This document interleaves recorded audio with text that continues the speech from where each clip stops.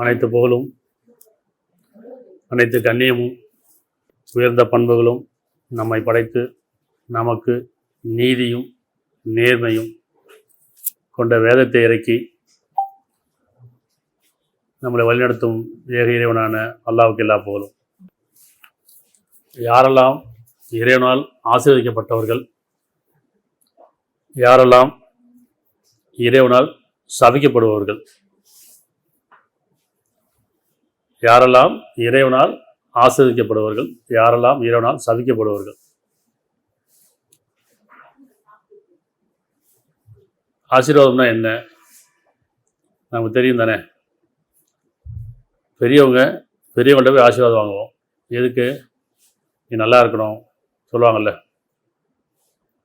பெற்றோர் ஆகட்டும், வயசில் மூத்தவங்க, பெரியவங்க என்ன சொல்லுவாங்கன்னா, வயசு சின்ன இருக்கவங்கள நீங்கள் நல்லா இருங்கப்பான்னுவாங்க. ஏன் சொல்லுவாங்க? அது ஒரு பிரார்த்தனையும் கூட. அப்போ ஆசீர்வாதம் என்பது அது பிரார்த்தனையாகவும் இருக்குது. அதே நேரத்தில் அந்த எதுக்கான ஆசீர்வாதம் அப்படின்னு சொன்னால் நல்ல செயலுக்கானது. ஒரு நல்ல பிள்ளையாக இருந்தானா, ஒரு நல்ல செயல் செஞ்சாங்கன்னா நீங்கள் நல்லா இருக்கணும்பான்னு சொல்லுவாங்க. அதுவே அது தவறான ஒரு செயல் செஞ்சிட்டான்னு சொன்னால் கோபத்தோடு சொல்லுவாங்க, நீ நல்லா இருக்க மாட்ட, அப்படி தானே, நீ நல்லா இருக்க மாட்ட, நாசமாக போயிடுவ, சபிப்பாங்கல்ல. அப்போ சாபம் யார் மீது அப்படின்னு சொன்னால் அநியாயம் பண்ணுறவங்க மீதும் வர மீறவர்கள் மீதும் சாபம் உண்டாகும். யாரெல்லாம் நல்ல குணங்களோட நல்ல செயலோட இருக்கிறாங்களோ அவர்கள் மீது ஆசீர்வாதம். நல்லா இருக்கணும்ப்பா, நீ நல்லா இருக்கணும்னு வாங்க, குடும்பம் நல்லா இருக்கணும்னு வாங்க சொல்லுவாங்க இல்லையா. இப்போ யாருக்காவது நம்ம ஒரு நன்மை செஞ்சோம் அப்படின்னு சொன்னால், ஒரு தர்மம் செஞ்சோன்னு சொன்னால் அவங்களுடைய மனம் குளிரும் போது என்ன செய்வாங்க, நீங்கள் நல்லா இருக்கணும், உங்கள் குடும்பம் நல்லா இருக்கணும் சொல்லுவாங்களே இல்லையா. அப்போ இன்றைக்கி நாம் இறைவனால் ஆசீர்வதிக்கப்பட்டோமா, இறைவனால் சபிக்கப்படுறோமா அப்படிங்கிறது நம்ம இன்றைக்கே உணர்ந்துருக்குறோமா? ஒவ்வொரு நாளும் நம்ம ஆசீர்வதிக்கப்படுறோமா, சபிக்கப்படுறோமா? சபிக்கப்பட்டவர்கள் நரகத்தில் நுழைவார்கள், ஆசீர்வதிக்கப்பட்டவர்கள் சொர்க்கத்தில் நுழைவார்கள். நம்பிக்கை தானே. நம்மளுடைய நம்பிக்கை என்னன்னு சொன்னால், இறைவன் யாரை முதல்ல சபிச்சான்? முதல்ல யாரை சபிச்சா அப்படின்னா ஷைத்தானை.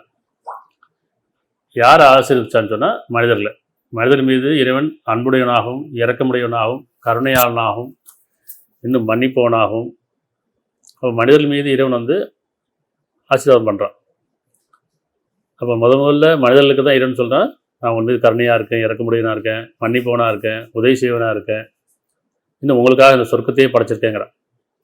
உங்களுடைய நல்ல செயலுக்கான ஆசீர்வாதம் உங்களுக்கு இந்த சொர்க்கம். அதே நேரத்தில் ஷைத்தானு சொல்கிறான், அவன் வரம் மீறிட்டான், அநியாயம் பண்ணிட்டான், இணைச்சிட்டான் அப்படின்னும் போது சைத்தானுடைய செயல் எப்படின்னா பெருமை கொண்டதாக இருக்குது, போராமை கொண்டதாக இருக்குது. அப்போ இறைவன் அவனை சபிக்கிறான். அப்போ முதல்ல சபிக்கப்பட்டவர் யாருன்னு சொன்னால் ஷைத்தான். முதல்ல ஆசிரியக்கப்பட்டவர் மனிதர்கள். இப்போ இந்த மனிதர்கள் ஆசிரியக்கப்பட்டவராக இருக்கிறார்கள். ஆனால் ஆசிரியக்கப்பட்டவர்களாக நம்ம இருக்கிறோமா, அப்படி வாழ்கிறோமா அப்படின்னா இல்லை. ஷைத்தான் சபிக்கப்பட்டவன், அவனுடைய குணம் நம்மள்ட்ட இருக்கா இல்லையா? சபிக்கப்பட்ட குணம் எது?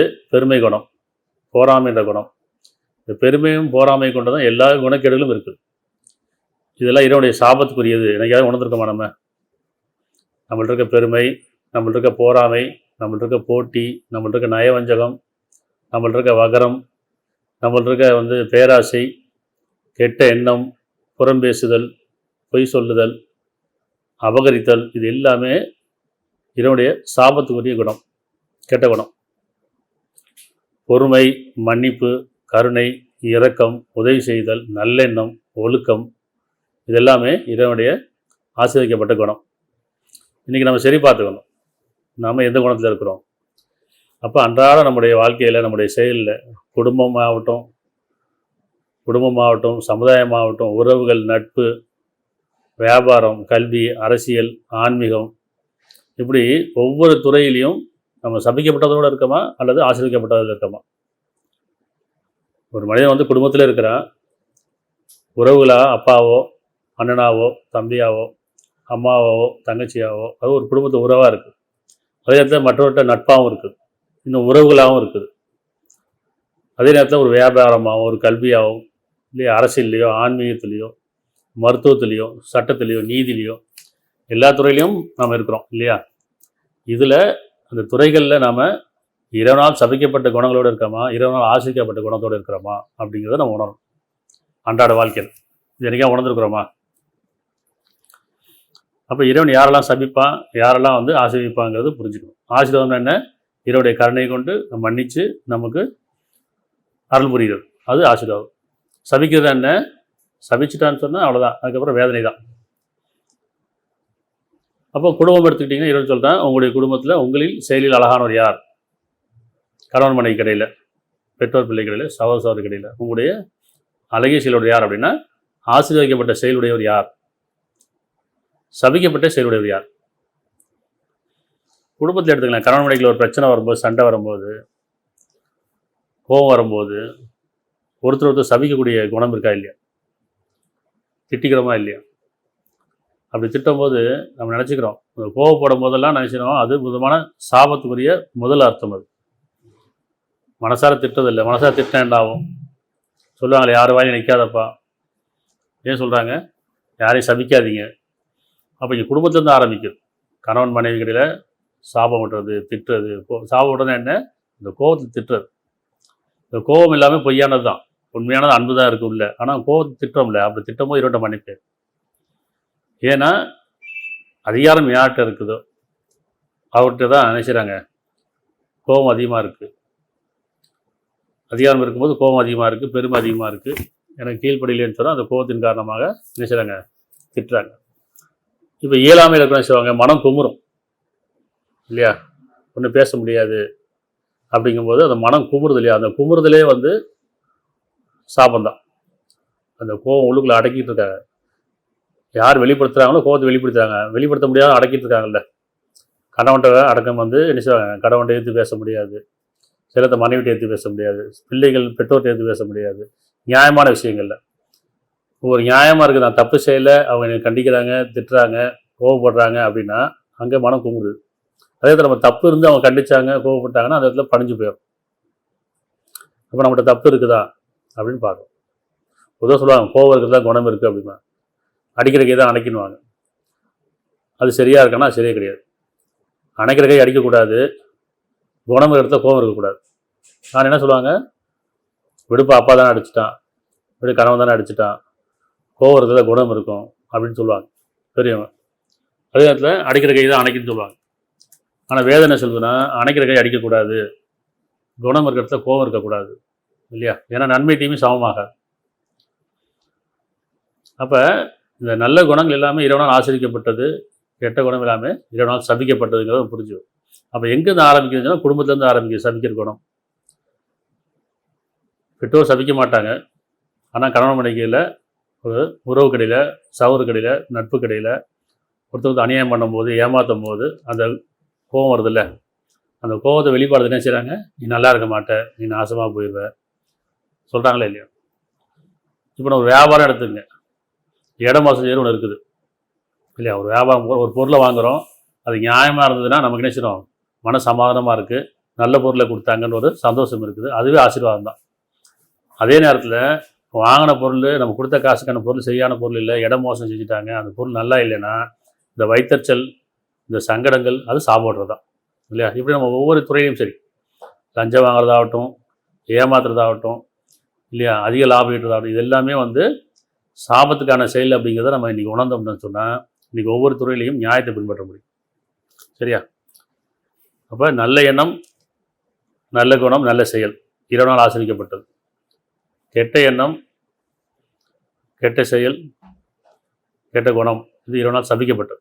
இப்போ நாம் அதில் எங்கே இருக்கோம், யாரையும் பார்க்க வேண்டாம். பொதுவாக நம்ம மற்றவங்கள தானே பார்ப்போம். இப்படி நம்ம மற்றவங்கள பார்ப்போம், உன்கிட்ட நியாயம் இல்லையே, உன்கிட்ட உண்மை இல்லையே அப்படின்னு சொல்லி மற்றவங்கள பார்ப்போம். நம்மள்கிட்ட இருக்குதா, எது நமக்கு மற்றவங்கள்ட்ட என்ன எதிர்பார்க்குறோமோ அது நம்மள்ட்ட இருக்குதான்னு பார்க்கணும். மற்றவங்கள்ட்ட எது நம்ம வெறுக்கிறோமோ அது நம்மள்ட்ட இருக்குதா, மற்றவங்கள்ட்ட எது விரும்புகிறோமோ நம்மள்ட்ட இருக்குதான்னு பார்க்கணும். சரியா. ஏன்னு சொன்னால் நம்பிக்கையே நீதி நியாயத்தை கொண்டு தான் கூலி, அப்படி தானே. தீர்ப்பு நாளின் அதிபதி, தீர்ப்பு எதன் அடிப்படையில், சத்தியத்தின் அடிப்படையில், நியாயத்தின் அடிப்படையில் தான் தீர்ப்பு. அப்போ எல்லாத்துக்கும் தெரியும் கடவுள் நம்பிக்கை இருக்குது, ஒரு நாள் இறந்து போயிடுவோம், இறந்ததுக்கப்புறம் கேள்வி கணக்கு இருக்குது, அங்கே நமக்கு செயலுக்கான கூலி கொடுக்கப்படும். எதன் அடிப்படையில் கூலி? எதன் அடிப்படையில்? நியாயத்தின் அடிப்படையில் தான் தீர்ப்பு வழங்கப்படும், நீதியின் அடிப்படையில் தான் தீர்ப்பு வழங்கப்படும். அப்போ அதுதான் நமக்கு உள்ளட்சமே, பயமே. அப்போ நியாயம் அநியாயம்னு நினச்சோம், பாவம் புண்ணியம்னு அர்த்தம். நியாயம்னா புண்ணியம், அநியாயம்னா பாவம். நியாயம்னா ஆசீர்வதிக்கப்பட்ட குணம், அநியாயம்னா சபிக்கப்பட்ட குணம். இப்போ நம்ம குடும்பத்தில் எப்படி நடந்துக்கிறோம்? கணவன் மனைவி கடையில் ஒருத்தர் நியாயமாக இருந்துக்கிறோமா, உண்மையாக இருந்துக்கிறோமா? பொதுவாக என்ன சொல்லுவோம்? ஆண்னா அப்படி தான் இருப்பான், ஆம்பளைனா அப்படி தான் இருப்பான், பொம்பளைனா இப்படி தான் இருக்கணும், இப்படி ஒரு நியாயம் வைக்கிறோம்ல. ஆணுக்கு ஒரு நியாயம், பெண்ணுக்கு ஒரு நியாயம் வைக்கிறோம். ஏழைக்கு ஒரு நியாயம், பணக்காருக்கு ஒரு நியாயம் வைக்கிறோம். படித்தவங்களுக்கு ஒரு நியாயம், படிக்காதவங்களுக்கு ஒரு நியாயம் இருக்குது. அரசியல்வாதி ஒரு நியாயம், சாமானிய மக்களுக்கு ஒரு நியாயம், சட்டம் தெரிஞ்சவங்களுக்கு நியாயம், சட்டம் தெரியாத ஒரு நியாயம். இப்படி எல்லாமே பார்த்தீங்கன்னு சொன்னால் நியாயம் வேறுபடுத்துகிறாங்க மனிதன். ஆனால் இறைவன் சொல்கிறான் எல்லாத்துக்கும் ஒரே நியாயம் தான். ஏன்னா உங்களை எல்லாத்தையும் ஒரு தொழில் தான் படைத்தேன், ஒரே ஆன்மா கூட தான் படைச்சிருக்கேன். நியாயம் ஒன்று தான் எல்லாத்துக்கும். நம்ம தான் பிரிச்சுக்கிறோம், ஆண் பெண், ஏழை பணக்காரன், படித்தவங்க படிக்காதவங்க, இருக்கப்பட்டவங்க இல்லாதவங்க, புரிஞ்சவங்க புரியாதவங்க, இப்படிலாம் நம்ம தான் பிரிச்சுக்கிறோம். இறைவன் சொல்கிறான் எல்லாத்துக்கும் ஒரே சட்டம் தான், எல்லாத்துக்கும் ஒரே நியாயம் தான். சரியா? அப்போ நீதியின் மீது நிலைத்திருக்குன்னு சொல்கிறான். யாரெல்லாம் நீதியில் நிலைச்சிருக்கிறார்களோ அவர்கள் இறைவனால் ஆசீர்வதிக்கப்பட்டவர். ஒவ்வொரு நாளும் நம்ம இறைவனுடைய ஆசீர்வாதத்தை இருக்கிறோமா? நம்ம என்ன நினச்சிக்கிறோம் அப்படின்னு சொன்னால், நான் ஒரு மதம் சார்ந்து இருக்கும்போது இறைவன் ஆசீர்வதிக்கப்பட்டவன். அப்படி அவர் இஸ்லாத்தில் இருந்தேன், களிமா சொல்லிட்டேன்னா நான் ஆசீர்வதிக்கப்பட்டவன், எனக்கு சொர்க்க நிச்சயம். அல்லது நான் ஒரு கிறிஸ்தவத்தை மதம் தழுவிட்டு இருக்கிறேன் அப்படின்னு சொன்னால் இரு கர்த்தரால் ஆசீர்வதிக்கப்பட்டவன், எனக்கு சொர்க்க நிச்சயம். அல்லது நான் மற்ற மதத்தை, இந்து மதத்தையோ இல்லை வேறு மதத்தை பின்பற்றேன்னு சொன்னால் நான் இறைவனால் ஆசீர்வதிக்கப்பட்டவன், நான் மோட்சம் பெற்றுவேன், சொர்க்கம் போயிடுவேன் நினச்சிட்டு. அப்படியா இருக்கா? இஸ்லாமில் எல்லாருமே களிமா சொல்லிட்டு எல்லாருமே சொர்க்கம் போயிடுவாங்களா? அப்படி வேதம் சொல்ல, குரான் சொல்ல. அதே மாதிரி பைபிளில் என்ன சொல்லுது?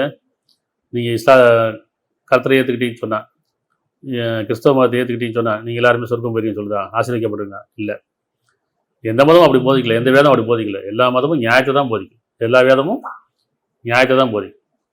அப்போ நியாயத்தை கொண்டு தான் சொர்க்கம் அடைய முடியும் தவிர மதத்தை பின்பற்றியோ சடங்கை பின்பற்றியோ ஒரு காலம் சொர்க்கம் போக முடியாதுங்கிறத நம்ம தெளிவாக புரிஞ்சுக்கணும். நீங்கள் நம்ம என்ன நினச்சோம்னு சொன்னால், ஒரு மதத்துக்கு போயிட்டோம்னா, ஒரு மதத்தை பின்பற்றணும், அந்த சடங்கை பின்பற்றணும்னு சொன்னால் அந்த வேதத்தை புரியாமல், சிந்திக்காமல், விளங்காமல், ஓதிட்டு உணராமல் மந்திரமாக்கி வச்சுருக்கோம். இப்போ வேதம் மதத்தை பின்பற்ற சொல்ல, நியாயத்தை பின்பற்ற சொல்கிறோம். வேதம் சடங்கை பின்பற்ற சொல்ல, நியாயத்தை பின்பற்ற சொல்கிறோம். அப்போ ஒரு மதத்தை தழுவுறதுனாலையோ ஒரு மதத்தை பின்பற்றதுனாலையோ நம்ம சொர்க்கம் போக முடியாது. மனசாட்சியை பின்பற்றினா மட்டும்தான் சொர்க்கம் போக முடியும். மனசாட்சியை பின்பற்ற மட்டும்தான் புண்ணியம். அது மனசாட்சியை பின்பற்றுவது கொண்டு தான் இறைவன் ஆசீர்வதிக்கப்படுவார் இல்லையா? இதுதான் பொதுவான நீதி. அத்தியாயம் 42 17. அத்தியாயம் 42 17. அல்லாதான் வேதத்தை நீதியும் உண்மையை கொண்டு இறைக்க அருளினான். இந்த வேதம் நீதியும் உண்மையை கொண்டு இருக்குது. வேதம்னா என்ன? இறைவாக்கு. எதுக்கு வேதம்? நினைவூட்டும் நல்ல உபதேசம். அப்படித்தானே? ஏற்கனவே ஆன்மா கொடுக்கப்படும், எல்லாத்துக்கும் மனசாட்சி கொடுக்கப்பட்டது. மதம் கடந்து மனசாட்சி, எல்லாத்துக்கும் நியாய உணர்வு இருக்குது. அப்போ மனிதன் பிறக்கும் போதே அவனுக்கு மனசாட்சி கொடுக்கப்பட்டாச்சு. ஒவ்வொருத்தரும் மனசாட்சிப்படி வாழ்கிறோமா அப்படின்னா இல்லை. இது உலக வழிக்கில் மூழ்கி போயிடுறோம். அப்போ மனசாட்சியை மறுத்து நியாய உணர்வு இழந்து தான் வாழ்ந்துட்டுருக்கோம். அப்போ இறைவன் கருணையால் என்ன செய்கிறான்? மறுபடியும் வேதத்தை கொண்டும் தூதரை கொண்டும் நினைவூட்டும் நல்ல செய்து கொண்டு உபதேசம் பண்ணுறான். நீங்கள் உங்களுக்கு கொடுக்கப்பட்ட காலத்தையுமே சத்தியமாக நீங்கள் நஷ்டத்தில் இருக்கிறீங்க, வழிதவறி இருக்கிறீங்க, உலக வாழ்க்கையில் மூழ்கி போயிட்டீங்க, வரமீறிட்டு இருக்கிறீங்க. அப்போ அச்சமூட்டி எச்சரிக்கை செய்வதற்காகவும் நன்மராயம் கூறுவதற்காகவும் நற்செய்தியாகவும் வேதத்தை திருப்பி இவனை இறக்குறான் ஒவ்வொரு காலகட்டங்களில். அப்போ இந்த வேதம் என்ன போதிக்குது? எத்தனை வேதம் வந்தாலும் சரி, இதுக்கு முன்னாடி எத்தனை வேதம் வந்தாலும் சரி, இது இறுதி வேதம்.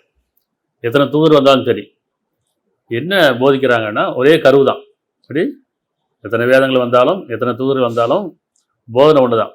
யார் அல்லாவையும் இறுதி நாளையும், அதாவது ஏக இறைவனையும் இறுதி நாளையும் அஞ்சி நல்ல செயல் செய்தார்களோ அவருக்கு அவருடைய நற்கூலி இருக்கிறது, அவர் ஆசிரியப்படுவார்கள்.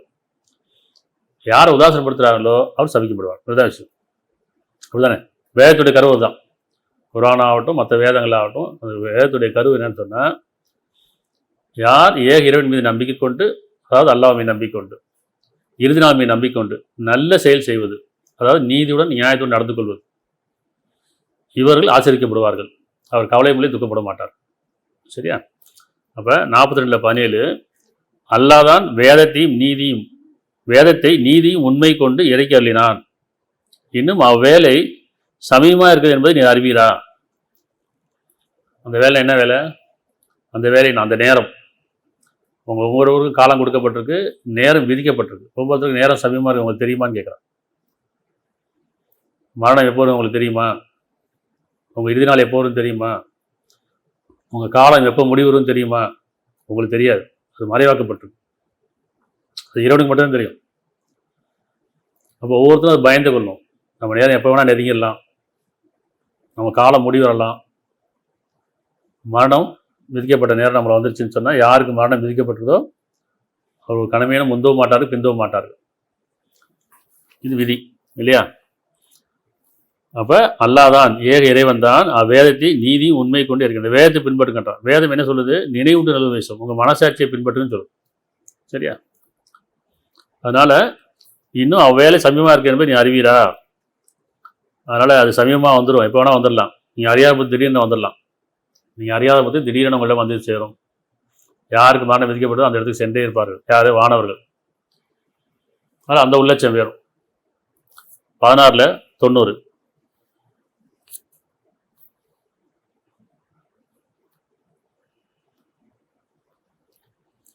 அத்தியாயம் 16:90 நிச்சயமா அல்லாஹ் நீதி செலுத்துமாறும் நன்மை செய்யுமாறும் நெருங்கியவர்களுக்கு கொடுப்பதை கொண்டும் ஏவுகிறான்.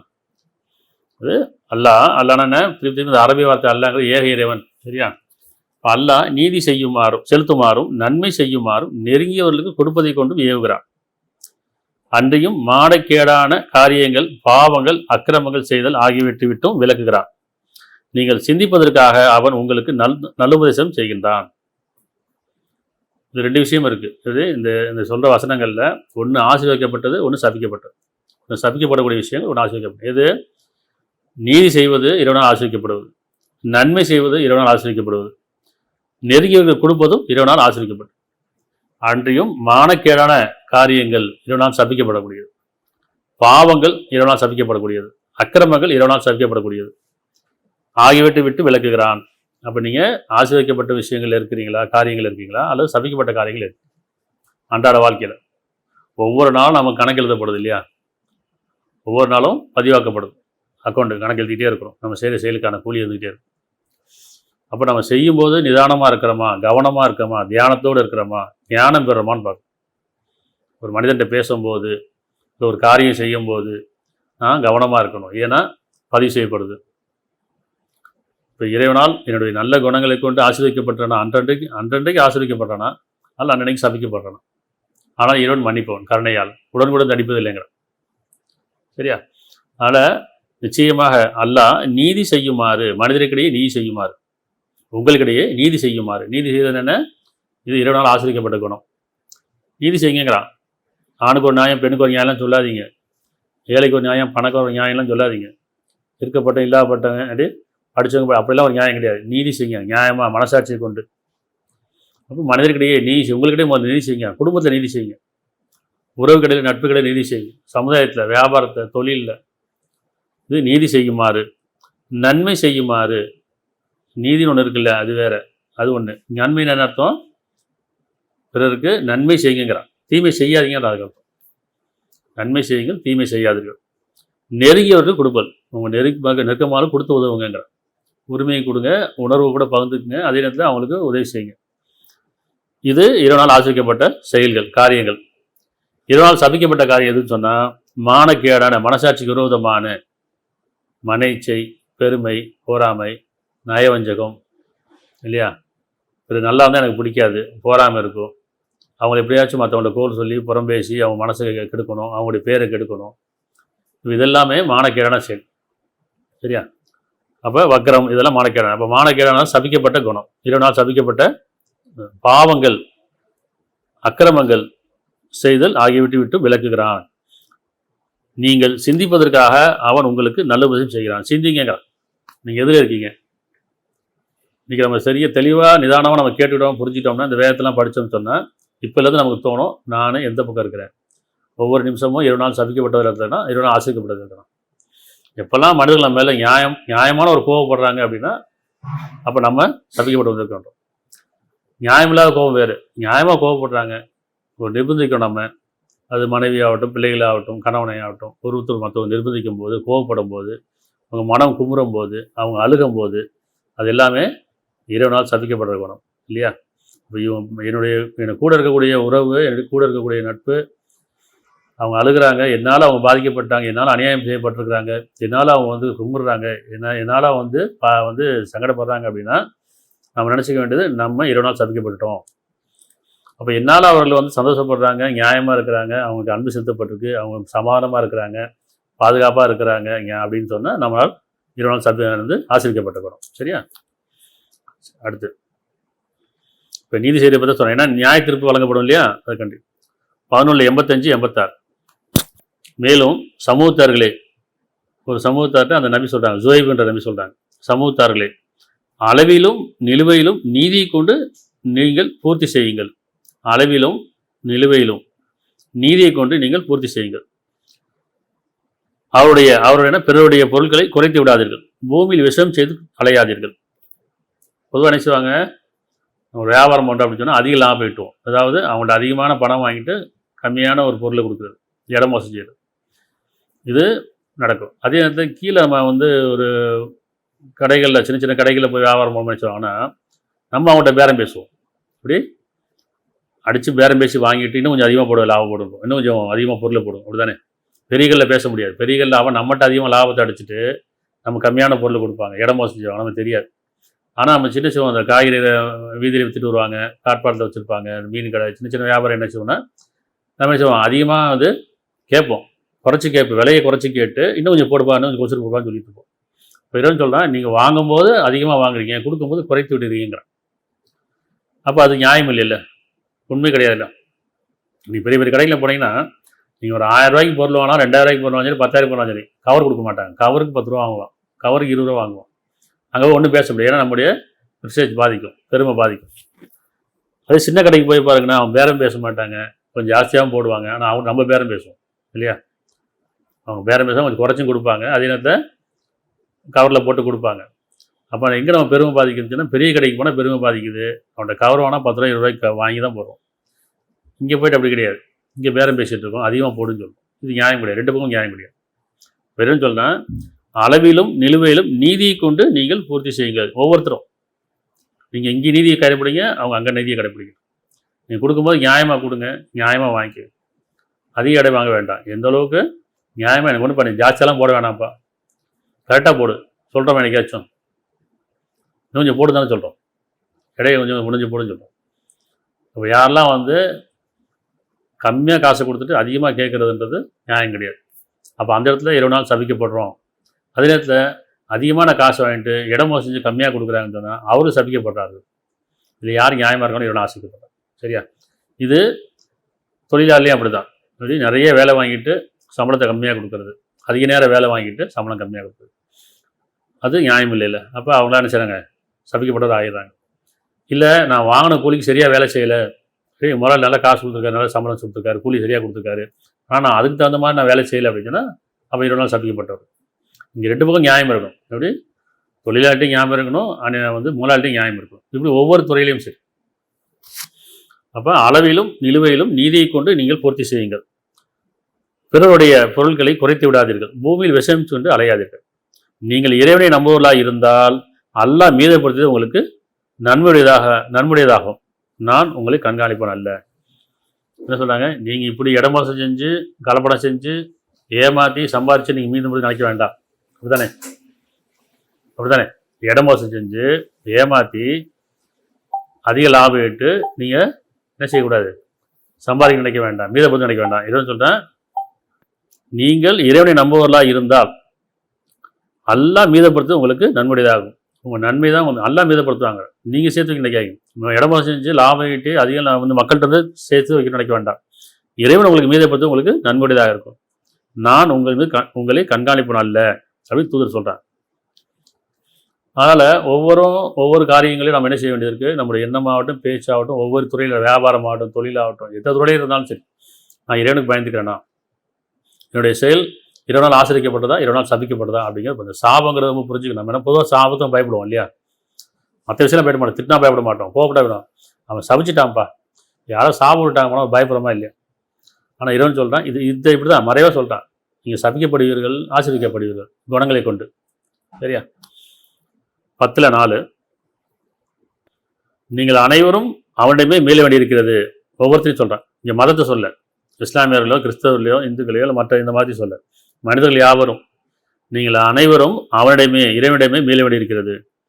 அல்லாவின் வாக்குறுதி மெய்யானது. இப்படி ஒரு நாள் நீங்கள் எல்லாரும் என்றதை மேலே வேண்டியிருக்கிறான். ஏதாவது மாற்றம் இருக்கா? யாரும் தப்பிக்க முடியுமா? இல்லை நான் இந்த மதத்தில் சார்ந்தவன், அதனால் நான் மரணிக்க மாட்டேன், இந்த மதம் சார்ந்தவன், எனக்கு தீர்ப்புலாம் கிடையாது, எனக்கு சொர்க்கனவர்லாம் கிடையாது, சொல்ல முடியுமா? எல்லாத்துக்கும் அந்த பயம் இருக்குது, அந்த நம்பிக்கை இருந்தால் தான் கடவுள் நம்பிக்கை. இறந்ததுக்கப்புறம் ஒரு நம்பிக்கை என்னென்னா, எனக்கு பாவத்துக்கான கூலி கொடுக்கப்படும், புண்ணியத்துக்கான கூலி கொடுக்கப்படும். யார் நம்பிக்கை இருக்குது அவர் தான் கடவுள் நம்பிக்கை. இல்லை வெறுமனே கடவுள் நம்பிக்கை மூட நம்பிக்கை. அப்போ நீங்கள் அனைவரும் அல்லாவுடைய மீள வேண்டியிருக்கிறது. அல்லாவின் வாக்குறுதி மெய்யானது. நிச்சயமாக அவன்தான் முதல் முறையாக படைத்தான்.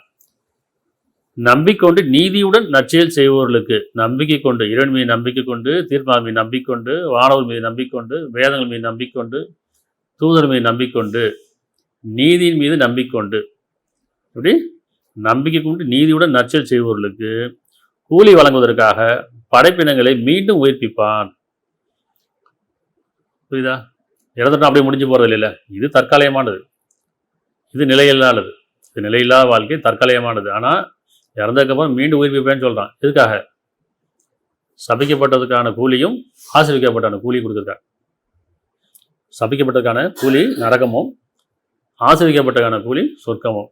அப்போ உங்கள் செயலுக்கான கூலி கொடுப்பதற்காக, கூலி வழங்குவதற்காக படைப்பினங்களை மீண்டும் உயிர்ப்பிப்பான். யார் நிராகரித்து விட்டார்களோ அவர்களுக்கு அவர் நிராகரித்தின் காரணத்தினால் கொதிக்கு நீரும் நோய்வினை செய்த வேதனையும் உண்டு. சபிக்கப்பட்டவர்கள் நிராகரிப்புனா என்ன? எனக்கு இறந்ததுக்கு ஒரு வாழ்க்கையெல்லாம் கிடையாது, கூலிலாம் கிடையாது, நன்மை தீமை அதெல்லாம் கிடையாது, சொர்க்கம் நரகம்லாம் ஒன்றும் கிடையாது, இது உலகத்தை வாழ்கிற வரைக்கும் வாழ்ந்துட்டு போயிடுறேன், என் போக்கில் வாழ்ந்துட்டு போயிடுறேன், மனம் போக்கில் நான் வாழ்ந்துட்டு போயிடுறேன் அப்படின்னு வாழ்ந்துட்டு நிராகரிச்சிட்டாங்கன்னா அவர்களுக்கு இந்த உலகத்துலேயும் வேதனை உண்டு, மறுமையிலையும் வேதனை உண்டு. சரியா? 5:8 இந்த குர்ஆன் படிக்கும்போது நிறுத்தி நிதானமாக கவனமாக இதில் நான் எங்கே இருக்கேன், என்னுடைய செயல் எங்கே இருக்குது அப்படின்னு உணரணுமே தவிர வெறும் ஓதிட்டு போயிடக்கூடாது. 5:8 நம்பிக்கொண்டவர்களே. இது மற்ற மொழிபெயர்ப்புலாம் மூமின்களும் போட்டிருக்கும், முஸ்லீம்களும் போட்டிருக்கும். இங்கே நம்பிக்கொண்ட மூமின்னு அரபி வார்த்தை நம்பிக்கொண்டவர்கள், இறை நம்பிக்கையாளர்கள். அப்போ நம்பிக்கொண்டவர்களே, நியாயத்தை நிலைநாட்டுவதற்காக அல்லாவுக்கு நீங்கள் உறுதியாக சாட்சியாக இருங்கள். சரி, நீங்கள் நம்பிக்கொண்டதாக இருந்தீங்கன்னு சொன்னால் நியாயத்தை நிலைநாட்டுவதற்காக அல்லாவுக்கு நீங்கள் உறுதியாக சாட்சியாக இருக்கீங்கிறான். உங்களுடைய மனசாட்சிக்கு உண்மையாக இருக்கீங்கன்றான். சரியா? எந்த ஒரு சமூகத்தாரும் அல்லது எந்த ஒரு மனிதனும் மீதும், எந்த ஒரு சமூகத்தார் மீதும் அல்லது எந்த ஒரு மனிதன் மீதும் நீங்கள் கொண்டுள்ள வெறுப்பு நீதி செய்யாமல் இருக்க உங்களை தூண்ட வேண்டாம். பொதுவாக அப்படி தானே, நம்ம பிடிச்சவங்களா இருந்தால் ஒரு நியாயம் பேசுவோம், பிடிக்காதவங்க ஒரு நியாயம் பேசுவோம். நம்ம பிடிச்சவங்கள்ட்ட அவங்கள்ட்ட ஒரு மாதிரி நடந்துப்போம், பிடிக்காதவங்கள்ட்ட ஒரு மாதிரி நடந்துப்போம்.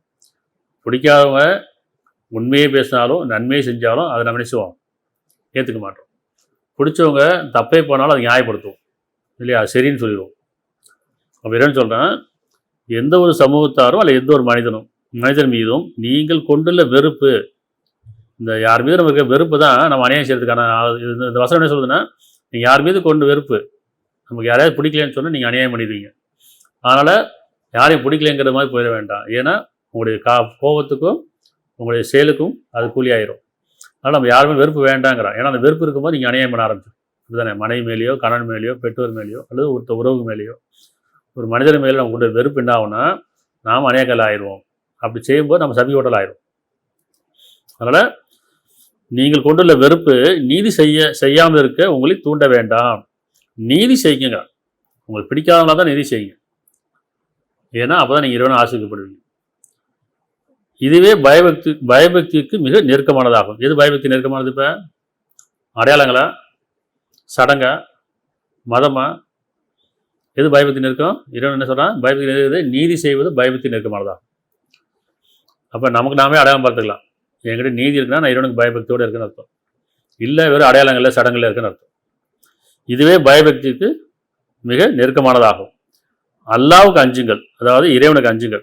நிச்சயமாக அல்லாஹ் நீங்கள் செய்வதற்கு அறிந்தவனாக இருக்கின்றான். ஒவ்வொரு க்ஷணமும் அவனுக்கு எதுவும் மறைந்ததா இல்லை. அப்போ ஒவ்வொரு நிமிஷமும் நம்ம சபிக்கப்பட்ட காரியங்களை செய்கிறோமா, ஆசீர்வதிக்கப்பட்ட காரியங்களை செய்கிறோமா அப்படின்னு பார்க்கணும். சரியா?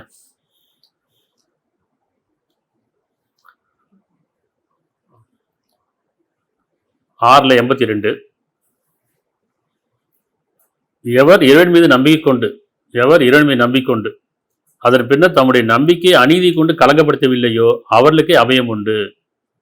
நம்பிக்கை கொண்டாச்சு, நம்பிக்கை கொண்டா பயப்படணுங்கிறான், நியாயமனோடு இருக்குங்கிறான். வெறும் நான் நம்பிக்கை மட்டும் வச்சுக்கினா சடங்கு. நான் கடவுளை மட்டும் நம்புகிறேன், கடவுள் நம்புகிறேன், இதனால் நம்புகிறேன், நான் களிமா சொல்லிட்டேன், நான் ஒரு மதத்தை ஏற்றுக்கிட்டேன், இது வெறும் நம்பிக்கையாக இருக்கக்கூடாது. ஆனால் நம்பிக்கை கொண்டு என்ன செய்யணும்? நீங்கள் இறைவனை நம்பிக்கொண்டு பின்னர் அதன் பின்னர் தம்முடைய நம்பிக்கையை அநீதியை கொண்டு கலங்கப்படுத்தவில்லையோ. நியாயமாக இருந்தீங்கன்னா அந்த நம்பிக்கை இருக்குன்னு அர்த்தம். அநீதி செஞ்சீங்கன்னு சொன்னால் கலங்கப்படுத்தின்னு அர்த்தம். நம்பிக்கையில் இறைவன் மேல் நம்பிக்கை கலங்கமாயிடுச்சு இல்லையா? கலங்கப்படுத்தவில்லையோ அவர்களுக்கே அபயம் உண்டு, இன்னும் அவர்களே நேரில் பெற்றவர்கள். இவர் தான் இறைவனால் ஆசிரியக்கப்பட்டவர். நீதியை கொண்டு இறைவனுக்கு பயந்து, நியாயத்திற்கு பயந்து, மனசாட்சி கட்டுப்பட்டு ஒவ்வொரு காரியமும் ஒவ்வொரு பேச்சும் ஒவ்வொரு எண்ணமும் இருந்துச்சுன்னு சொன்னால் அந்த நம்பிக்கை கண்ணியப்படுத்தினது தான் கலங்கப்படுத்தின்னு அர்த்தம். சரியா? 4ல் 135.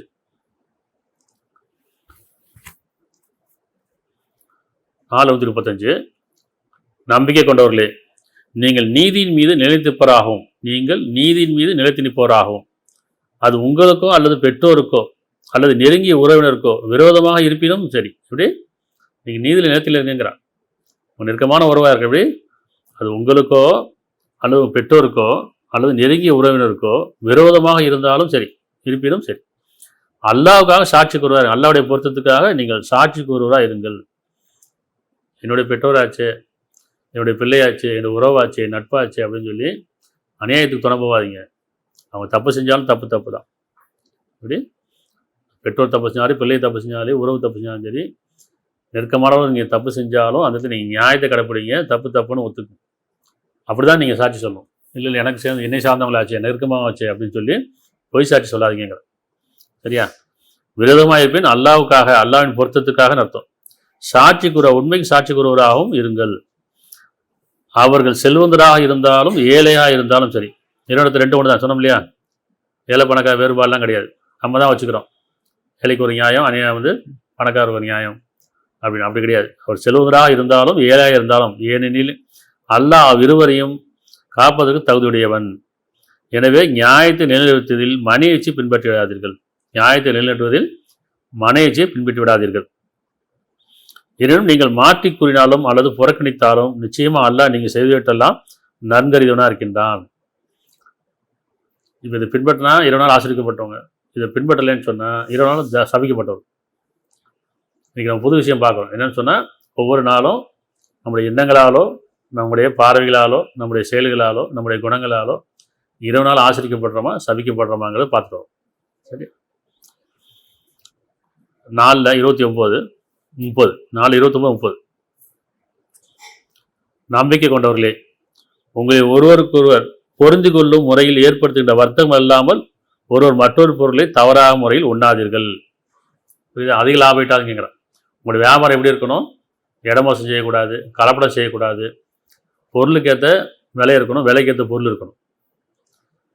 ஒரு பொருளை வாங்கிட்டு போயிட்டு வீட்டுக்கு போயிட்டு அவங்க பார்த்துட்டு அநியாயமாக ஏமாற்றிட்டானே, இப்படி எங்கே வாங்கணும்னு தெரியல, மறந்துருப்பாங்க. பஜாரில் வாங்கியிருப்பாங்க, இந்த வண்டி கடையிலையோ காய்கறி கடையிலையோ பெரிய கடையிலையோ ஏதோ ஒரு கடையில் வாங்கியிருப்பாங்க. வீட்டுக்கு போன ஒரு எப்படி சொல்கிறது, அந்த பழம் ரொம்ப அழிவு போயிருக்கு, இல்லை உள்ளே நல்லா இல்லை, இடம் மோசம் செஞ்சுட்டாங்க. நீங்கள் அப்படி தான் பஜார்லாம் பார்த்தீங்கன்னா விலை கம்மியாக இருக்கிற மாதிரி இருக்கும், ஆனால் திராசு மோசமாக இருக்கும். ஏன்னா அப்படி தான் கட்டுப்படி ஆகும்னு சொல்லுவாங்க. அப்போ இங்கே நியாயமெல்லாம் ஒரு வியாபாரத்தை பண்ணிவிட்டு அவங்க வீட்டுக்கு போய்ட்டு அதை பார்த்துட்டு வயிற்றுச்சல் இருக்கும் இல்லையா? கஷ்டப்பட்ட காசு, உழைச்ச காசு அநியாயமாக ஏமாற்றிட்டானேங்கிற அந்த வயிற்றுச்சல் ஆட்டோமேட்டிக்காக நம்முடைய சாபம், அவங்களுடைய சாபம் நம்மளை அடைச்சிடும். இது எல்லா தொழிலையும், எல்லா துறையிலையும், அதாவது எல்லா துறையிலையும் சொல்கிறேன். அது ஆன்மீகத்தில் ஆகட்டும், அரசியலே ஆகட்டும், வியாபாரத்தில் ஆகட்டும், கல்வியில் ஆகட்டும், எல்லா துறையிலையும் எப்போல்லாம் மனிதர்கள் ஏமாந்துடுறாங்களோ, பாதிக்கப்படுறாங்களோ, அதில் மனம் நோவடிச்சு அவங்க நினைச்சுறாங்க அநியாயமாக இப்படி பண்ணிட்டானே அப்படின்னு சொல்லி எப்போ அவங்க கும்பிட்றாங்களோ, அப்போ யார் அவர்களுக்கு அந்த மாதிரி அநியாயம் பண்ணாங்களோ அவர்கள் மீது சாபம் உண்டாகும். இல்லை வாங்கிட்டு வந்துட்டு பரவாயில்லப்பா, நியாயமாக இருக்குது, நல்ல பொருளாக இருக்குது, என்ன அப்படின்னு சொல்லி மன சமாதானப்பா, நல்ல பொருளாக கொடுத்துருக்காங்க, நல்லா இருக்குப்பா, நல்லா உழைக்குது, அதில் மன நிறைவாக இருக்குன்னு சொல்கிறாங்களோ அவர்கள் மீது அந்த மன நிறைவு அவர்கள் மீது ஆசீர்வதிக்கப்படும். புரியுதா?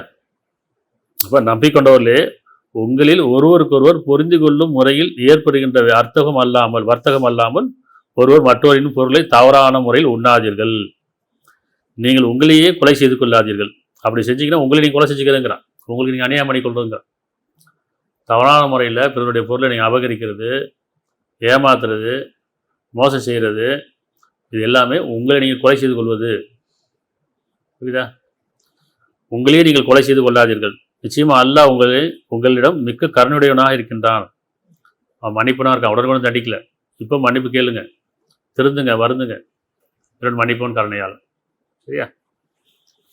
எவரேனும் வரம் மீறி அநியாயமாக இவ்வாறு செய்தால் விரைவாகவே அவர் நாம் நெருப்பில் நுழை செய்வோம், அல்லாஹ்க்கு இது சுலபமே ஆகும். சபிக்கப்படுவாருங்க. சபிக்கப்பட்டவர்கள் நெருப்புக்குரியவர்கள், ஆசீர்வதிக்கப்பட்டவர்கள் சொர்க்கத்துக்குரியவர்கள், இல்லையா? சுகத்துக்குரியவர்கள். அடுத்து 2:275. இன்றைக்கி பொருள்னு எடுத்துட்டாலே இன்றைக்கி வட்டி இல்லாத பொருள் கிடையாது, வட்டி இல்லாத வியாபாரம் கிடையாது. வட்டி இல்லாத எது ஒன்றுமே சரி, எல்லாத்துக்கும் வட்டி இருக்குது. அவ்வளோதானே? பேங்க்கு வட்டி ஆகட்டும், வியாபாரத்தில் வட்டி கணக்கு பண்ணுறது, வட்டிக்கு வாங்கி வியாபாரம் பண்ணுறது, இல்லையா? தண்டல் வாங்கிறது, கடனோட நமக்கு என்ன கொடுக்கப்பட்டிருக்கோ அதில் செலவு செய்யாமல் வர மீறி செலவு பண்ணுறது, மற்றவங்கள பார்த்து வாழணும்னு நினைக்கும் போது கடன் வாங்கி வியாபாரம் பண்ணுறோம், கடன் வாங்கி செலவு பண்ணுறோம். அப்போ இந்த வட்டின்னு ஒன்று வாங்குறோம் இல்லையா? வட்டி எவ்வளோ பெரிய ஆறாமல் எப்படி தடுக்கப்படும் எல்லாத்துக்கும் தெரியும். அது என்ன சொல்கிறேன்னா 2:275, யார் வட்டி திங்குகிறார்களோ அவர்கள் சைத்தானால் தீண்டப்பட்ட ஒருவன் பைத்தியம் பிடித்து எழுவது போல் அல்லாமல் எழமாட்டான். சபிக்கப்பட்டவன் சொல்கிறான். வட்டி வாங்குறதும் வட்டி கொடுக்குறதும் சபிக்கப்பட்ட காரியம் அது. அப்படிதானே? ஆனால் இன்றைக்கி வட்டியில் வியாபாரம் இருக்குது. 5 வேளை தொழுவம் கூட வட்டி வாங்குறாங்க. வட்டி ஆறாமல் தெரியும், இஸ்லாத்தில் வட்டி ஆறாமல் தெரியும், மற்ற மதங்களையும் வட்டி ஆறாமல் தெரியும், வட்டி தப்புன்னு தெரியும், அது பாவம் தெரியும். என்ன சொல்லுவாங்க? வட்டி கொடுக்குறேன்னு சொல்லுவாங்க. நான் என்னப்பா செய்கிறேன் கேட்டால், நான் உதவி தானே செய்கிறேன், கொடுக்குறோம். இவங்க செய்கிறாங்க, நான் என்ன வாங்கிட்டு லாபத்துக்கு கொடுத்துட்றேன், அவ்வளோ. ஆனால் வியாபாரம் வேறு, வட்டி வேறு. வியாபாரங்கிறது உழைப்பை சார்ந்தது. ஒரு முதலீடை போட்டு அதில் உழைப்பு இருக்குது, லாபம் இருக்குது. இது பணம் போட்டு பணம் எடுக்கிறது. வாங்கும்போது வட்டிக்கு வாங்கும்போது வட்டி யாராவது கொடுத்தா நல்லா இருக்கும் சொல்லி கெஞ்சி கொடுத்தாடி வாங்குவாங்க. ஆனால் கொடுக்கும்போது தெரியும் வட்டி மட்டும் தான் கழிச்சிக்கிட்டே இருக்கும், முதலீடு கழியாது. அவங்க என்னமோ அப்படித்தான், முதலீடை கொடுத்துடக்கூடாது, வட்டி மட்டும் கொடுத்துட்டே இருக்கணும். அப்படிதானே? வாங்கின கடனோட வட்டி அதிகமாக கொடுத்துருவாங்க. ஒரு கடனை வாங்கி இன்னொரு வட்டி அடைப்பாங்க. வட்டி எவ்வளோ மோசமானதுன்னு வட்டி வாங்கினது தெரியும். அது தெரிஞ்சு வட்டி வாங்குறோமா இல்லையா? யார் வட்டி திங்கிறார்களோ அவர் சைத்தானால் தீண்டப்பட்ட, அதாவது இறைவனால் சபிக்கப்பட்ட ஒருவன் பைத்தியம் பிடித்தவனாக எழுப்பது போலாமல் எழமாட்டான். இன்றைக்கி எல்லா வியாபாரத்தையும் தண்டல் இருக்குது, சீட்டு போடுறாங்க, சீட்டு வட்டி தான். எல்லா கல்லாப்பட்டிலையும் பணம் இருக்கோ இல்லையா, புத்தகம் இருக்குது. அதுதானே? வியாபாரியில் பொருளை கொடுத்தவன் காசை கேட்டோம்னா வசூல் பண்ண வந்தாங்கன்னா, போப்பா அப்புறம் தரேன்ப்பா, நான் கொடுக்க மாட்டேன், நான் ஓடி போயிடுவேன்னு கேட்போம். ஆனால் தண்டலை கொடுத்தவன், வட்டி கொடுத்தவன் நின்ற உடனே ஒன்றுமே பேச மாட்டான். அப்படி தூக்கி முக்க கொடுவாங்க, கைது போட்டு போயிட்டே இருக்கும். பார்த்துங்க, இது நியாயமானது? முதல்ல கொடுத்தேன், பொருளை கொடுத்துருக்குறேன், அதில் தான் லாபம் சம்பாரிச்சிட்ருக்குறோம். ஆனால் அவங்களுக்கு பொருளை கொடுத்தவங்களுக்கு கொடுக்கும்போது அவங்க நியாயம் பேசுவாங்க, அவங்கள மனசு நோக்கடிப்பாங்க. அதே நேரத்தில் வட்டி கொடுத்துட்டு சொல்ல முடியுமா? நான் ஓடியா போயிடுறேன்னு சொன்னால் அவ்வளோதான், முடிஞ்சு போச்சு. ஆனால் அவங்ககிட்ட பார்த்தீங்கன்னா, நான் ஒரு 10 புக்கு இருந்தாலும் 5 புக்கு இருந்தாலும் நின்ற உடனே பேசவே மாட்டேன். அவரும் பேச மாட்டேன், இவரும் பேச மாட்டார். புக்கில் பணத்தை வச்சு கொடுத்துருவாங்க, அவர் கைது போட்டு போயிட்டே இருப்பார். ஆனால் இறைவன் சொல்கிறேன், சைத்தானால், அதாவது சபிக்கப்பட்டவன் அப்படின்னு சொல்கிறான். எப்படி? ஒருவன் பைத்தியம் பிடித்தவனாக எழுவது கொள்ளாமல் எழமாட்டான். இதற்கு காரணம் அவர்கள் நிச்சயமாக வியாபாரம் வட்டியை போன்றது என்று கூறுவதனால். இப்படி நியாயப்படுத்துகிறாங்க.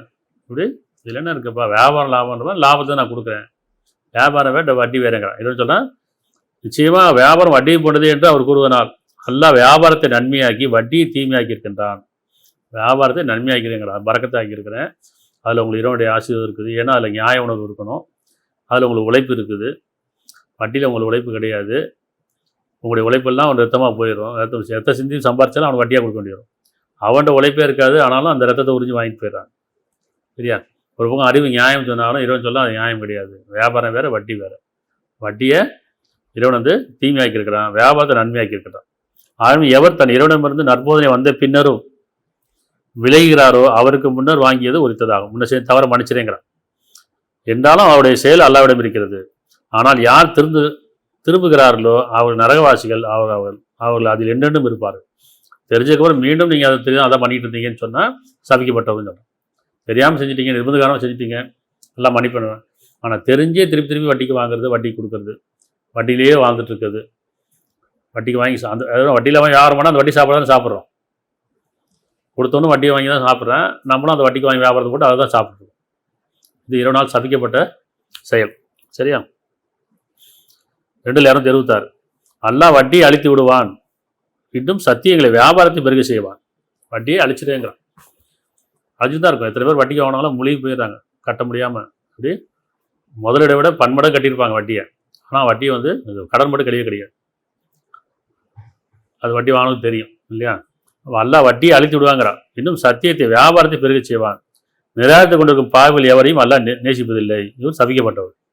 இந்த வசனத்தை நிராகரித்து இல்லை நான் அப்படி தான் செய்வேன், இது ஒன்றும் தப்பு கிடையாது நியாயப்படுத்திட்டாங்கன்னா அவர் சபிக்கப்பட்டவர். அடுத்து 2:277 யார் நம்பிக்கொண்டு நற்செயல் செய்து நல்ல உபசங்களை நிலைத்து தூய்மைக்கான கொடுத்து வருகிறார்களோ நிச்சயமாக அவர்களுக்கு அவருடைய இறைவனத்தின் நற்குலி இருக்கிறது, அவர்கள் அச்சமில்லே துக்கப்பட மாட்டார்கள். இவர்கள் 20 நாள் ஆசிரியக்கப்பட்டவர். யார் நம்பிக்கொண்டு நல்ல செயலை செய்து, நல்ல செயல்னா நியாயமான நீதியை கொண்டும் நியாயத்தை கொண்டும் உண்மையை கொண்டும் நல்ல செயல் செய்து நல்ல உபசங்கள் மீது இறைவனுடைய நல்ல உபசங்கள் மீது நிலைத்து தூய்மையானதை கொடுத்து வருகிறார்களோ நிச்சயமாக அவர்களுக்கு அவருடைய இறைவனத்தில் நற்கூலி இருக்கிறது, அவர் அச்சமில்லே துக்கப்பட மாட்டார்கள். இவர்கள் 20 நாள் ஆசிரியக்கப்பட்டவர்கள். 64:14-15 குர்ஆன் படிக்கும்போது இது ஒவ்வொருத்தருக்கும் தனித்தனியாக நற்போதனை கிடைக்குது. இதில் என்னன்னு சொன்னால், நீங்கள் ஒருத்தர் தான் குடும்ப தலைவராக இருக்கிறீங்க, வியாபாரியாகவும் இருக்கிறீங்க, அல்லது ஒரு ஆன்மீகத்தில் இருக்கிறீங்க, அல்லது ஒரு அரசியலில் இருக்கிறீங்க, அல்லது ஒரு சட்டத்தில் இருக்கிறீங்க, ஒரு நீதியில் இருக்கீங்க, மருத்துவராக இருக்கீங்க, எந்த துறையில் இருந்தாலும் சரி, ஒருத்தர் பல துறையில் இருப்பீங்க. ஆனால் இந்த வேதத்தை பின்பற்றுங்க. இதில் நீங்கள் சபிக்கப்பட்டவராக இருக்கீங்களா, ஆசிரியக்கப்பட்டவராக இருக்கீங்க? 64:14-15 நம்பிக்கொண்டவர்களே, நிச்சயமாக உங்கள் மனைவியிலும் உங்கள் மக்களிலும் உங்களுக்கு சோதனை இருக்கின்றது. குடும்பம் வரும்போது நீங்கள் நம்பிக்கொண்டதாக இருந்துச்சுன்னா உங்கள் மனைவியிலும் மக்களும் உங்கள் சோதனை இருக்கிறது. எனவே அவர்களை பற்றி நீங்கள் எச்சரிக்கையாக இருங்கள், கவனமாக இருக்கீங்க. உங்கள் குடும்பத்தாரை பற்றி நீங்கள் கவனமாக இருங்க இல்லையா? இன்னும் மன்னித்தும் அவற்றை பொருட்படுத்தாமலும் சகித்து கொண்டும் இருப்பீர்களானால், இன்னும் மன்னித்தும் அவருடைய காரியங்களில் அவர்களை மன்னித்து அவங்க இறக்கம் கொண்டு அவருடைய காரியங்களில் பொருட்படுத்தாமல் பொருட்படுத்தாமலும் சகித்து கொண்டு இருப்பீர்களானால் நிச்சயமாக அல்லாஹ் மிக மன்னிப்பவனாம் இறக்க முடியும். உங்களே இறைவன் மன்னிப்பவனா இறக்க முடியும். நீங்கள் அவருடைய விஷயத்தில் மன்னித்து பொருட்படுத்தாமலும் சகித்து கொண்டு இருப்பீர்களானால் அவன் உங்களுடைய பாவங்களை மன்னித்து உங்கள் மீது அவன் இறக்க முடியவனாக இருப்பாங்க. அப்போ உங்களே ஆச்சரியம், நீங்கள் அவர்கள் மீது ஆச்சரியவாக இருங்க. உங்களுடைய குடும்பத்தார் மீது நீங்கள் ஆசிரியக்கப்பட்டவராக இருங்க. அவங்க மன சந்தோஷப்படுறீ, அவங்க மனசை ரொம்ப நோக்கடிக்காமல் இருங்க. இறைவனு சொல்கிறேன், நான் உங்கள் மீது ஆசிரியப்படுறேன், அது என்னுடைய ஆசீர்வாதம் உங்கள்கிட்ட இருக்குது, என்னுடைய பொருத்தம் உங்களுக்கு இருக்குங்க. உங்கள் பொருள்களும் உங்கள் மக்களும் சோதனை தான், ஆனால் அல்லாஹ் அவனிடத்தில் தான் மகத்தான் நற்கூலி உண்டு. உலக வாழ்க்கையே சோதனை தான். அதில் கணவன் மனைவி குடும்பம் பொருள் அறிவு எல்லாம் சோதனை தான். இதில் இறைவனுக்கு பொறுத்தவரை யார் நீதியோடு நடக்கிறார்களோ நியாயத்தோடு நடக்கிறார்களோ அவர் ஆசிரியக்கப்பட்டவர். யார் மனைவியை பின்பற்றி வரமீறி அநியாயம் பண்ணுறாங்களோ, நியாயமில்லாத காரியங்களை செய்கிறாங்களோ இல்லையா, பிறர் மனசு நோக்கடிக்கிறாங்களோ அவர்களும் சபிக்கப்பட்டவர். அப்போ குடும்பத்தை நம்ம சபிக்கப்பட்டவான்னு பார்க்கணும். என் மனைவி என்னை சபிக்குதா, என் கணவன் என்னை சபிக்கிறாரா, என் பிள்ளை என்னை சபிக்கிறாங்களா, என் பெற்றோர் என்னை சபிக்கிறாங்களா, என்னுடைய சகோதரர் என்னை சபிக்கிறாங்களா, என்னுடைய உறவு என்னை சபிக்குதா, என்னை நட்பு என்னை சபிக்குதா, என் சமுதாயம் என்னை சபிக்குதா அப்படிங்கிறது நாமே உணரணும். ஏன்னா நம்முடைய காரியங்கள் அப்படி இருக்கும். சரியா? நம்ம சாபத்துக்குள்ளே இருக்கக்கூடாது, ஆசிரியக்கப்பட்டவர்களாக இருக்கணும். அப்படி அந்த ஒவ்வொரு மனமும் குளிர்ந்து போயிட்டு என்ன செய்யணும், நல்லா இருக்கணும், நீங்கள் நல்லா இருக்கணும், நீங்கள் நல்லா இருக்கணும், நான் பிரார்த்தனை பண்ணுறேன் அப்படின்னு சொல்லும்போது இறைவன் சொன்னால் அந்த பிரார்த்தனை ஏற்றுக்கிறேன். அதே மாதிரி வியாபாரத்தை எப்போல்லாம் நல்ல செய்கிறோமோ, நல்லது கொடுக்குறோமோ, அவங்க மனம் நிறைவாக இருக்குதோ அது ஆசிரியக்கப்பட்டது. எப்போ அந்த மனம் குமுறுதோ அது சபிக்கப்பட்டது. அத்தியாயம் 3:59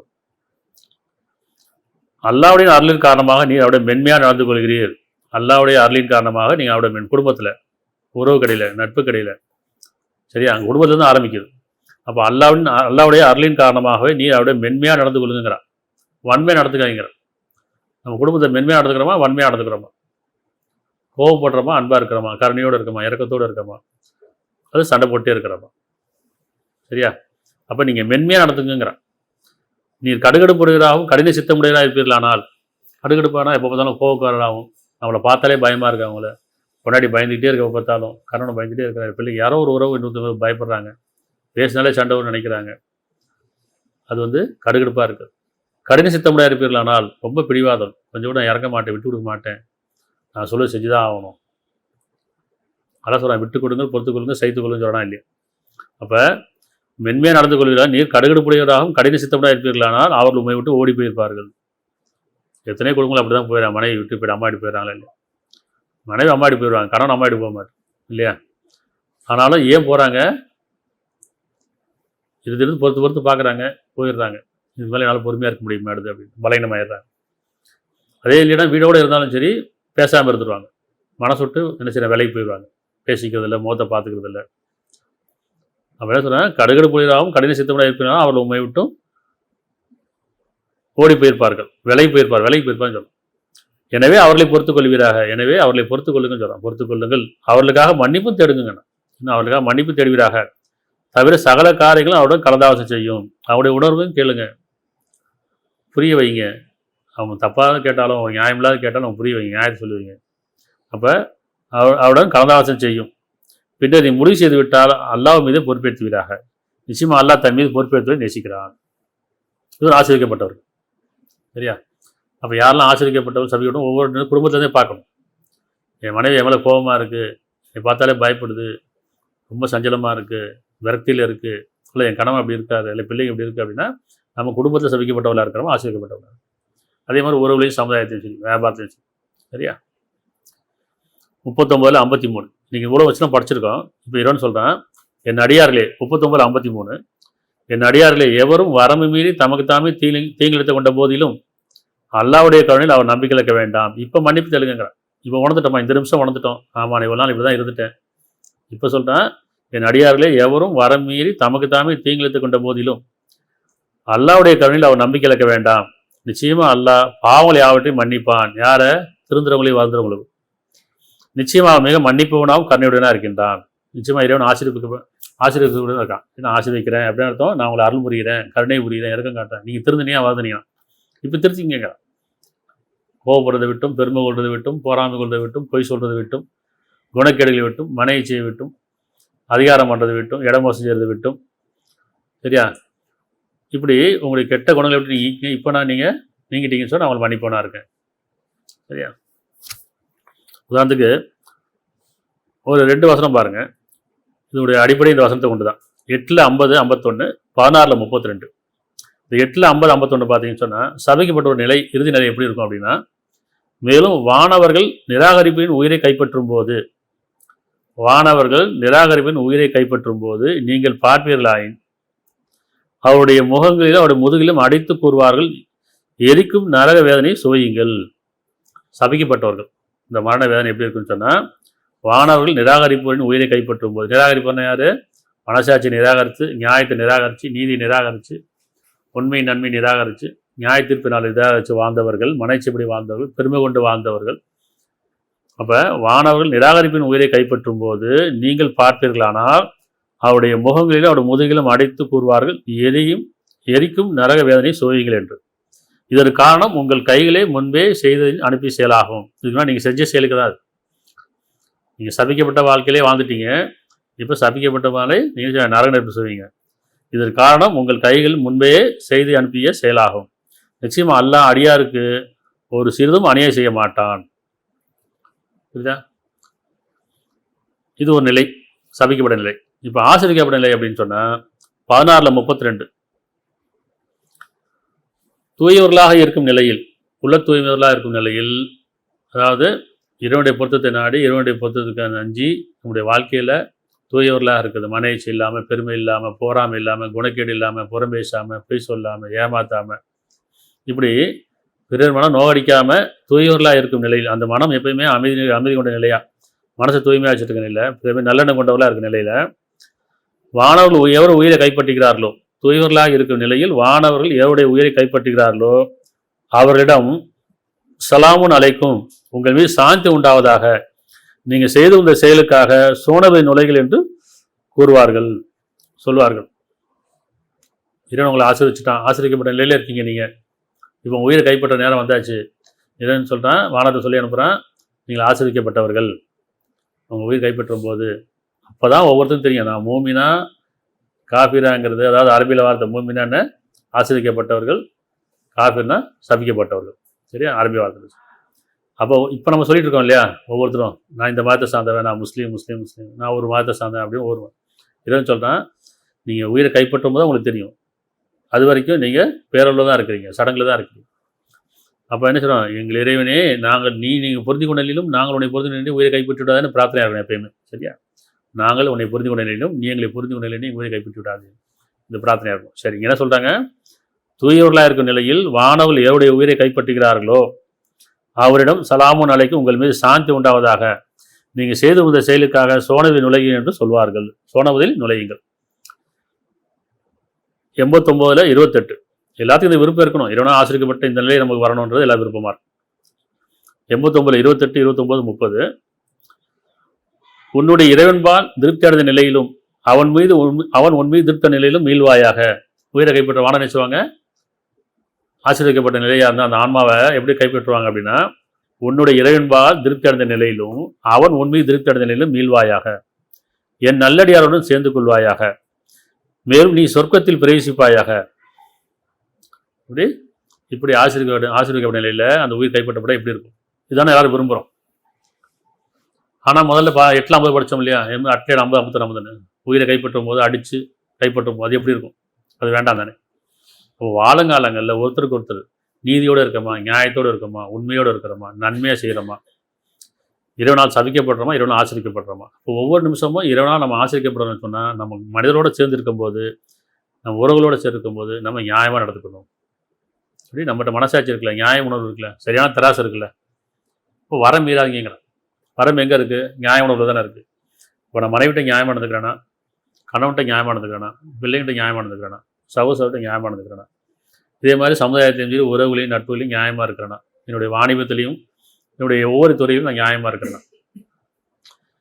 அப்போ எல்லா துறையிலும் இருக்கும். என்ன செய்யணும், நான் நியாயத்தை தவற விட்டுச்சுன்னா 20 நாள் சபிக்கப்படுவேன்னு பயம் இருக்கும். 20 நாள் சபிக்கப்படும் போது அந்த மரணம் எப்படி இருக்கும், அந்த மறுமை நிலை எப்படி இருக்கும்.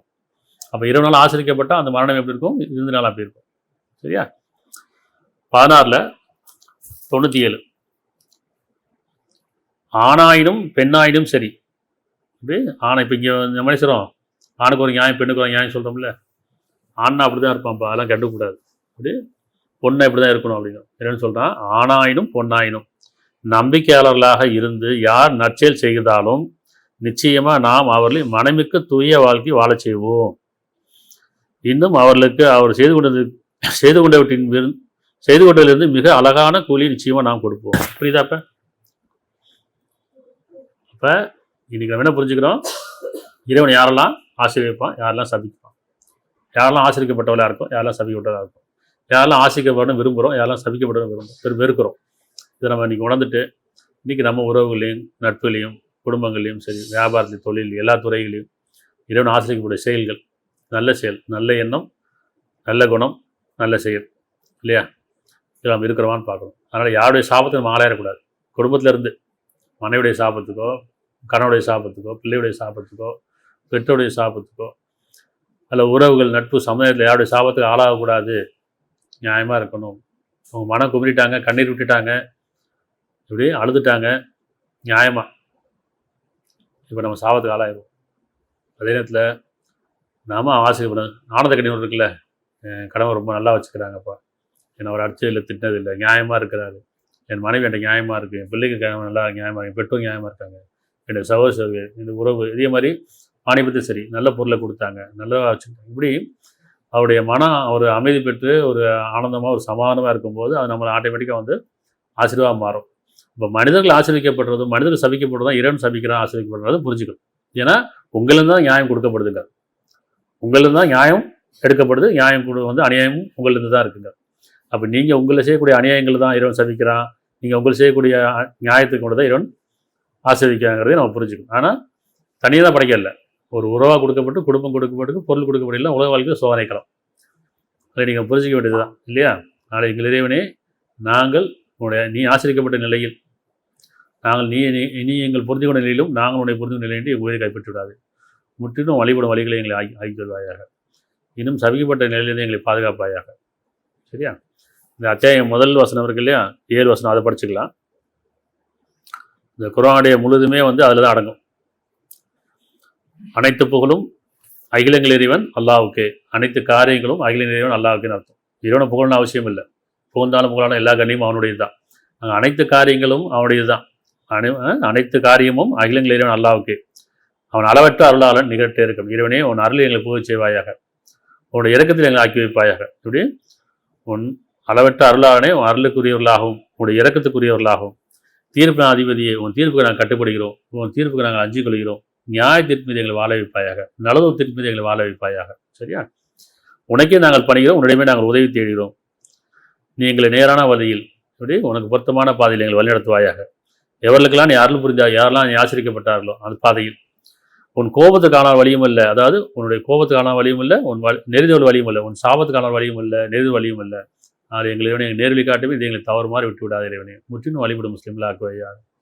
நேர்வழி பெற்றவர்களை எங்களை ஆக்கி எங்களையும் குடும்பத்தாரையும் சந்ததிகளையும் நிச்சயமாக நீ எங்கள் மீது இறக்க முடியும்னு கருணையாளனும். எல்லா புகழும் எங்களை படைத்து எங்களுக்காக அந்த வேதத்தை இறக்கி நியாய உணர்வை கற்பித்து அந்த நீதி மீது நிலைத்திருப்பதற்காக எங்களை வழிநடத்துவாயாக.